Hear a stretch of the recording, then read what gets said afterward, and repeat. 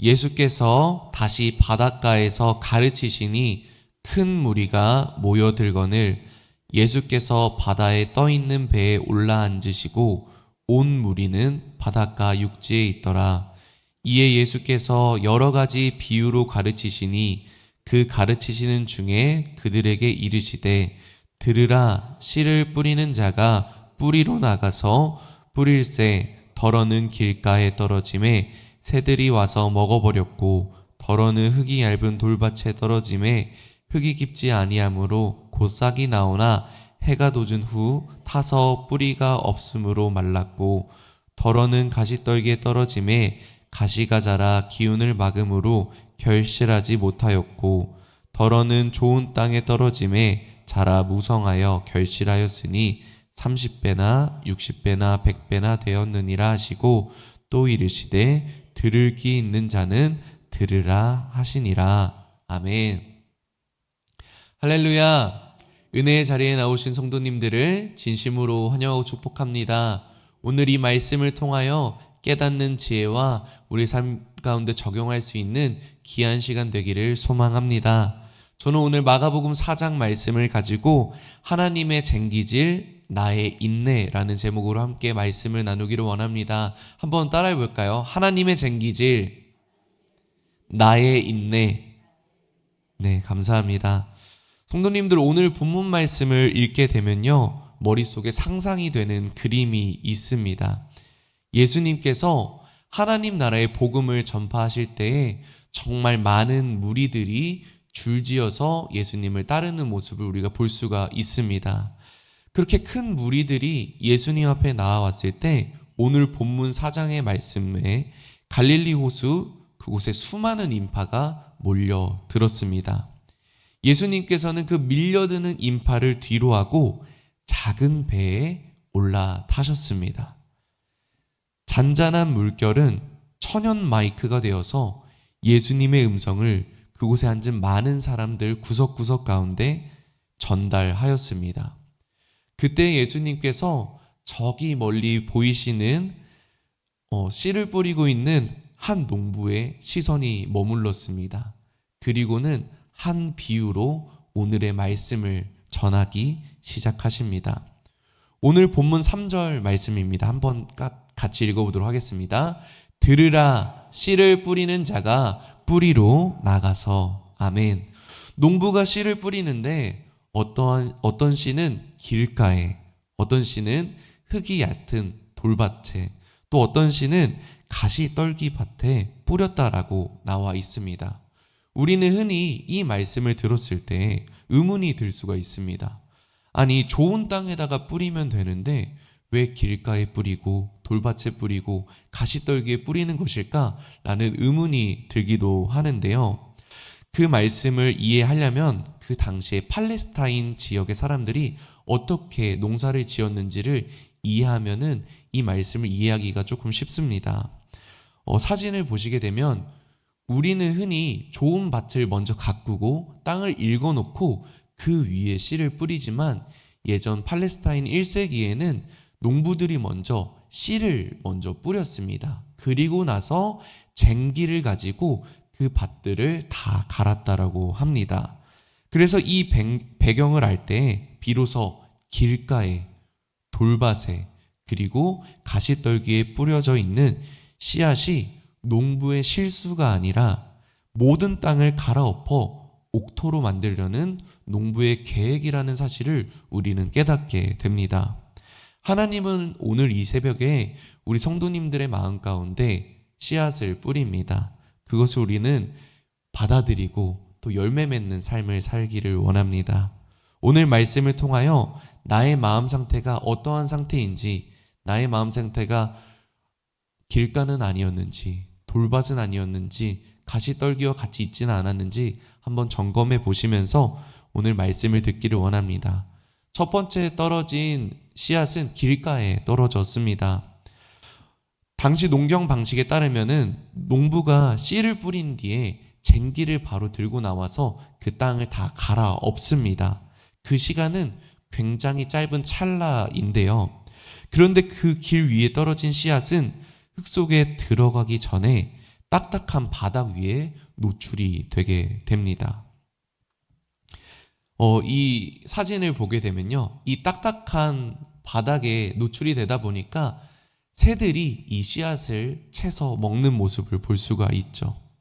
노출이 되다 보니까 이것을 기회를 엿보던 새들이 쏜살같이 달려와서 이 씨앗을 먹어버리는 것입니다. 이 길과 같은 마음은 말씀이 내 마음의 문턱을 넘지 못하는 상태를 말합니다. 이 딱딱한 길가는 하루아침에 만들어지지가 않습니다. 수많은 사람들 또한 짐승들이 반복해서 그 땅을 밟고 지나가야 딱딱해집니다. 우리의 마음도 이와 마찬가지입니다. 이건 이래서 안 돼. 내 경험상 이 말씀은 도저히 내가 받아들일 수가 없어. 이것은 불가능해. 내가 가지고 있는 논리로는 이것은 이해되지가 않아. 라는 우리의 마음 가운데 딱딱한 길가가 있다라는 것입니다. 이 길가 가운데 하나님의 말씀이 떨어졌을 때 빠르게 열매 맺지 못한다면, 우리가 정신을 챙기지 못한다면은 사탄과 같은 새들이 이 말씀을 채서 이 말씀을 기억나지 못하게 한다라는 것입니다. 주석에 찾아보면요, 이 말씀이 뿌리 내리지 못하게 즉각적으로 사탄이 채서 도망간다라고 합니다. 그래서 우리는 이 은혜의 말씀을 받았을 때 즉각적으로 기억하고 삶에 적용해야 된다라는 것입니다. 이 말씀이 다른 사람이 들었으면 좋겠는데, 이 말씀이 오늘 내 삶에는 잘 적용되지 않는 말씀인데 라는 그런 생각이 들었다면은 이 시간 나의 마음이 이 길가와 같지는 않을까 점검해보는 그러한 시간이 되기를 원합니다.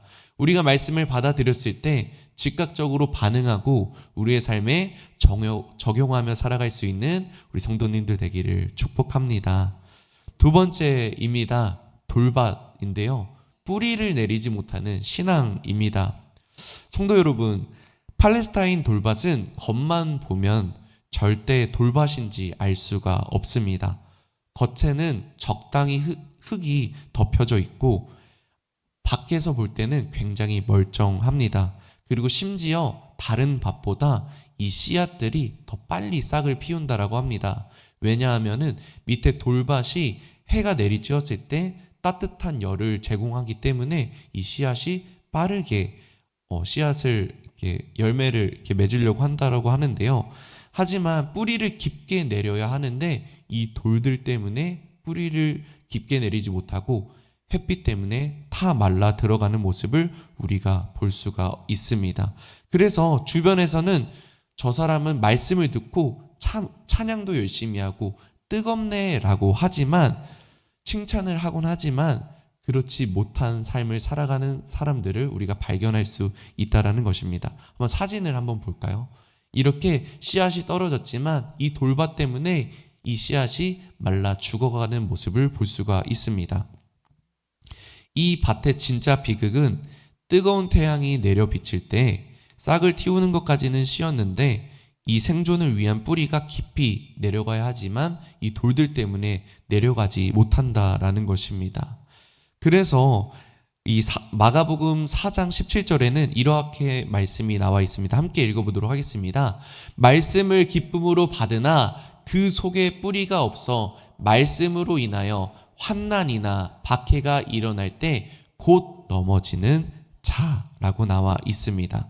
여기서 우리는 아주 정직한 질문을 하게 됩니다. 주님, 그럼 제 힘으로 저 거대한 바위 밑으로 뚫고 들어가야 하는 것일까요? 라는 그런 질문이 들 수가 있는 것인데요. 연약하고 부드러운 식물의 뿌리는 이 단단하고 무쇠 같은 돌밭을 깨고 들어가기가 쉽지가 않습니다. 우리의 힘으로는 죽었다 깨어나도 이것을 뚫기가 쉽지가 않다라는 것이죠.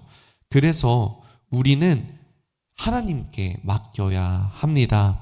이 돌밭에 우리가 드려야 할 진짜 순종은 이 바위를 뚫는 내 노력이 아니라 농부의 쟁기질이 올 때까지 우리가 인내하고 하나님을 우리의 구세주로 모셔드리고 농부를 기다리는 것입니다.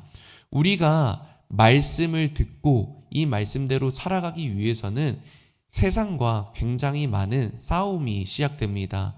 이 말씀이랑 세상은 같이 갈 수 없기 때문에 우리의 마음 가운데 영적 전쟁이 시작이 된다라는 것이죠. 그래서 우리가 이 세상 가운데 나아갔을 때 우리의 말씀이 흔들려 버리게 되면 우리가 정말 하나님의 쟁기질이 오는 그 순간까지 우리가 버틸 수가 없다라는 것입니다. 그래서 우리는 하나님께서 이 밭을 다 쟁기질로 갈아엎으시고 좋은 옥토로 만드신다라는 그 사실을 우리는 늘 마음 가운데 품으며 말씀 가운데 인내해야 한다라는 것입니다. 농부의 강력한 쟁기가 바위를 부술 때에 굉장한 소음이 나고 굉장한 아픔이 있듯이 우리의 삶 가운데도 이 환난과 역경은 당연한 것입니다.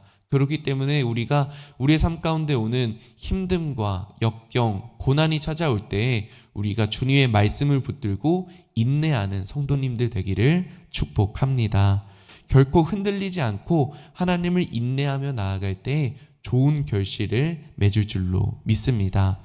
세 번째인데요, 가시떨기입니다. 마음을 나누는 두 갈래 길이라고 하는데요, 가시떨기가 있는 밭은 겉으로 보기에는 굉장히 비옥해 보입니다. 쟁기질도 되게 잘 되고 흙도 굉장히 깊은데, 하지만 문제는 이 가시덤불 뿌리가 그대로 살아 있다라는 것입니다. 농부가 뿌린 씨앗이 자라나기 시작할 때 가시덤불은 곡식보다 더 빠른 속도로 자라납니다. 그리고는 햇빛이 들었을 때 이 씨앗이 공급받아야 될 그 영양분들을 막아서 이 씨앗들이 말라서 지쳐버리게 한다라는 것이죠. 예수님은 4장 19절 말씀을 통하여 이 가시를 세 가지의 구체적이게 정의를 하셨습니다. 함께 말씀을 읽어보도록 하겠습니다. 세상의 염려와 재물의 유혹과 기타 욕심이 들어와 말씀을 막아 결실하지 못하게 되는 자요.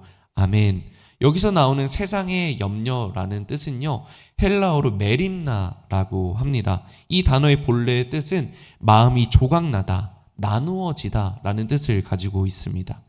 우리는 오늘 먹고 사는 문제를 고민을 합니다.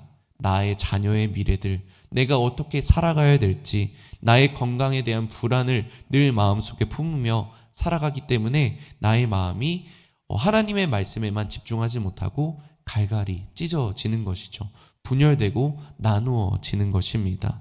이 마음이 나누어지기 때문에 말씀이 자라날 에너지를 공급받지 못하고 남아나질 않는 것입니다. 두 번째, 재물의 유혹인데요, 이것은 아파테라고 합니다. 이 단어의 뜻을 찾아보니까 기만, 속임수라는 뜻을 가지고 있습니다. 재물은 우리를 속입니다. 돈만 있으면 안전할 것 같고, 이것만 있으면 행복할 것 같고, 딱 이것만 가지면 나는 더 이상 바랄 것이 없이 행복할 것 같지만, 이것을 소유하고 나면은 공허한 마음이 생긴다라는 것입니다.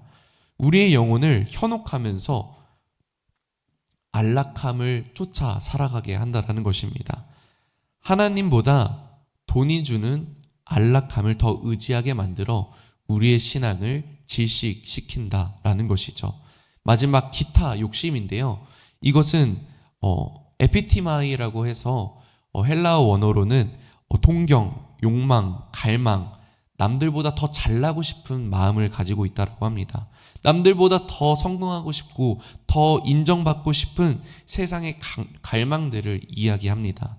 말씀을 듣는 중에도 어떻게 하면 더 성공할 수 있을지, 어떻게 하면 세상에 더 나아갈 수 있을지를 계산하는 마음이 우리의 마음을 짓누르고 질식시키는 가시들이라는 것입니다. 성도님들, 이 가시떨기 밭의 비극은 바로 죽지 않을 만큼만 자란다라는 것입니다. 사탄은 우리 성도님들이 교회 가는 것을 막지 않습니다. 오히려 예배도 더 잘 드릴 수 있도록 옆에서 부추깁니다. 새벽 기도는 무조건 나가야 되지.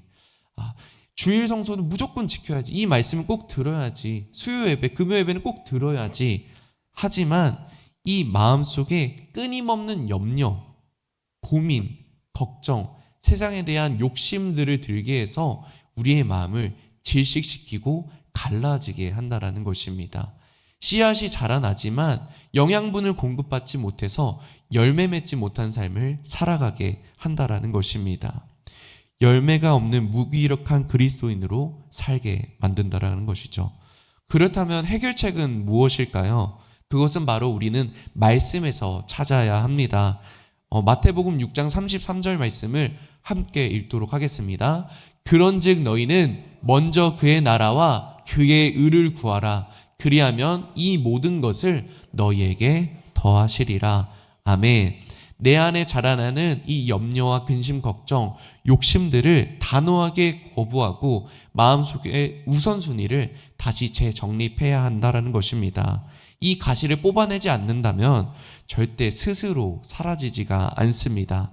매일 아침 우리에게 불안과 염려가 찾아올 때 말씀 앞에 서서 하나님의 복음의 말씀을 우리의 마음 가운데 새길 수 있는 성도님들 되기를 축복합니다. 이 염려와 욕심을 말씀과 기도로서 뽑아내야 한다는 것입니다. 마지막 좋은 옥토입니다. 좋은 땅은요, 저절로 만들어지지가 않습니다. 농부가 부지런히 사람들의 발길과 그 딱딱했던 밭들, 그리고 가시덩굴들이 자라났을 때 그것을 끊임없이 쟁기질로 갈아엎으면서 좋은 옥토를 만듭니다. 숨겨져 있던 안반을 캐내어 던져버리고 끈질기게 올라오는 그 가시뿌리를 뽑아낸 결과라는 것이죠. 이제 그 땅은 씨앗이 떨어지자마자 깊은 뿌리를 내리고 따뜻한 햇살을 에너지 삼아 아무런 방해 없이 쑥쑥 자라나게 됩니다. 예수님께서는 이 좋은 땅을 이렇게 정의합니다. 함께 말씀을 통해 읽어보도록 하겠습니다.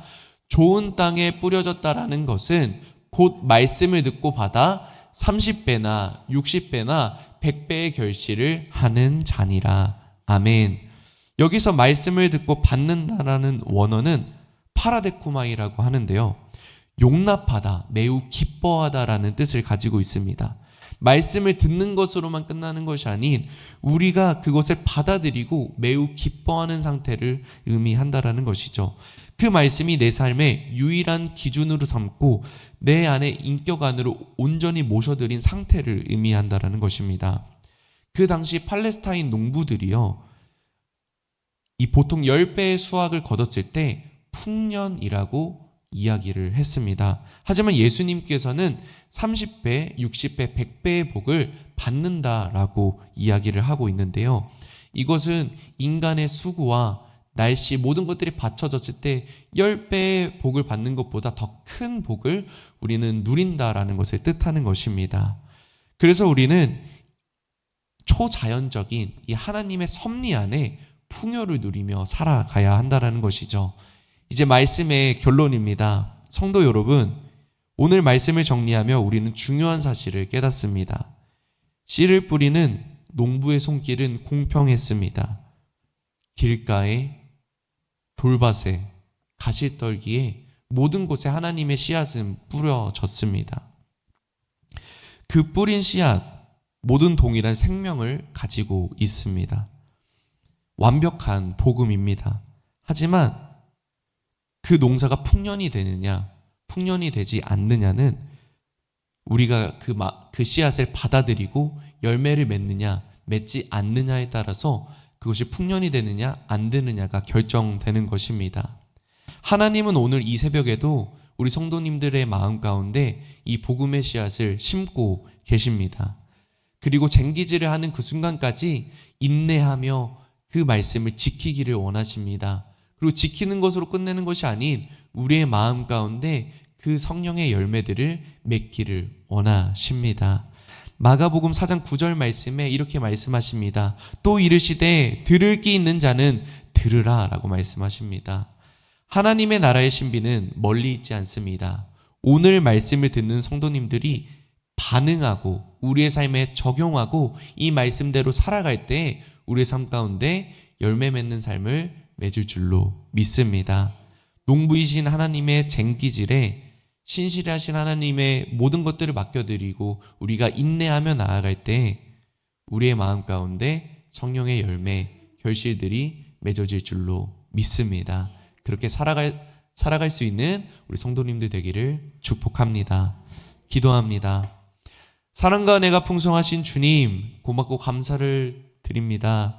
우리가 이 시간 마가복음 4장 말씀을 통하여 깨닫게 하여 주심에 감사드립니다. 주님의 말씀의 씨앗이 오늘 이 자리 가운데 떨어질 때 우리가 그 씨앗을 잘 지키고 우리의 삶 가운데 열매 맺을 수 있도록 주님 인도하여 주시옵소서. 우리의 인생 가운데 찾아오는 염려, 고난, 근심 모든 것들을 주님께 맡겨놓고 인내하며 나아갈 때 주님께서 쟁기질로 우리의 마음같을 갈아엎어 옥토로 만드시고 열매 맺게 해주신다는 그 사실을 우리가 믿으며 순종하며 나아갑니다. 우리 성도님들의 마음을 지키고 열매 맺는 삶을 살아갈 수 있도록 주님께서 인도하여 주시옵소서. 우리 나라를 위해서 기도합니다.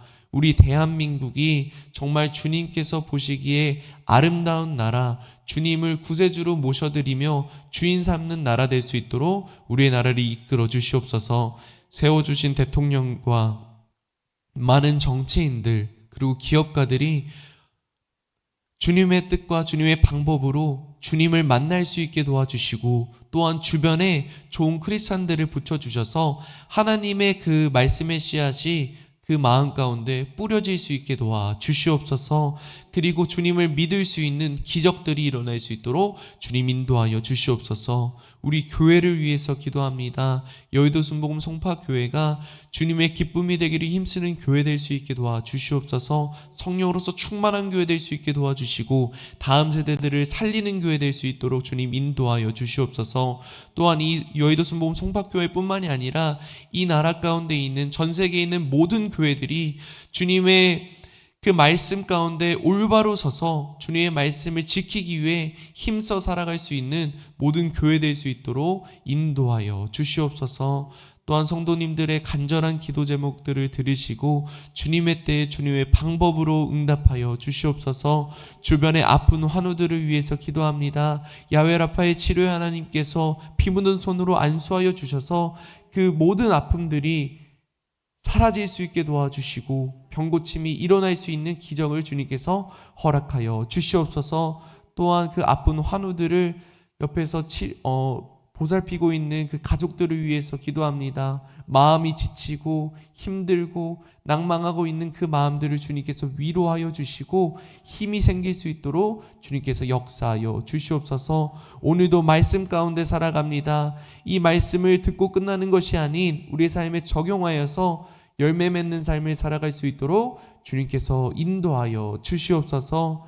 이 모든 말씀 우리를 사랑하시는 예수님의 이름으로 기도드립니다. 아멘.